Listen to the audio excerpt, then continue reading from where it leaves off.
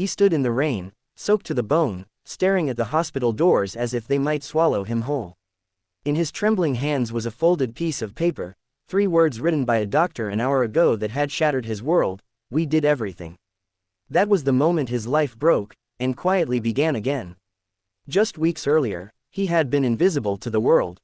A man in his early 30s, living in a cramped rented room, working long night shifts, carrying responsibilities far heavier than his worn jacket suggested. His name was Adam, and his life revolved around one person, his younger sister, Lily. She was all he had left after their parents died years ago, and every sacrifice he made was for her smile, her future, her chance at a life better than his own. Lily had been sick since childhood. Hospital visits were routine, hope was fragile, and money was always short. Adam worked 2 jobs, skipped meals, and walked miles to save bus fare. He never complained. He believed that if he endured quietly, life would eventually show mercy. But life tested him harder. One night, Lily collapsed. By morning, Adam was sitting in a hospital hallway, counting cracks in the wall while doctors whispered behind closed doors. The diagnosis was brutal. The treatment was expensive. The timeline was unforgiving. Adam nodded through it all, pretending he understood, pretending he wasn't terrified. The challenge wasn't just the illness, it was everything that came with it. Medical bills piled up. His employer grew impatient with his absences. Friends faded away. Even hope began to feel like a luxury he could no longer afford. When the final words came, "We did everything," Adam felt something inside him go numb. He didn't scream. He didn't cry. He just stood up, walked outside, and let the rain mix with the tears he refused to show inside.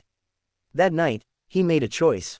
He would not let Lily's life end as a story of suffering.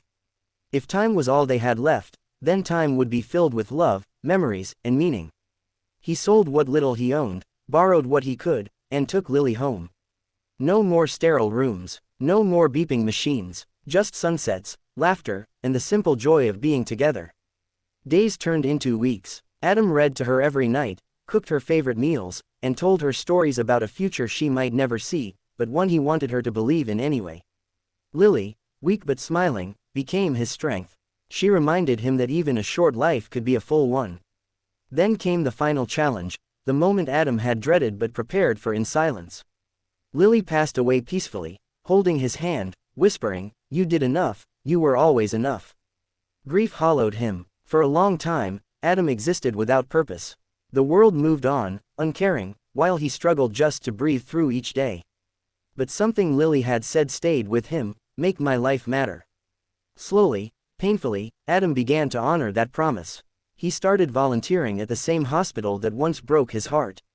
He sat with patients who had no visitors, listened to families drowning in fear, and offered comfort without expecting anything in return.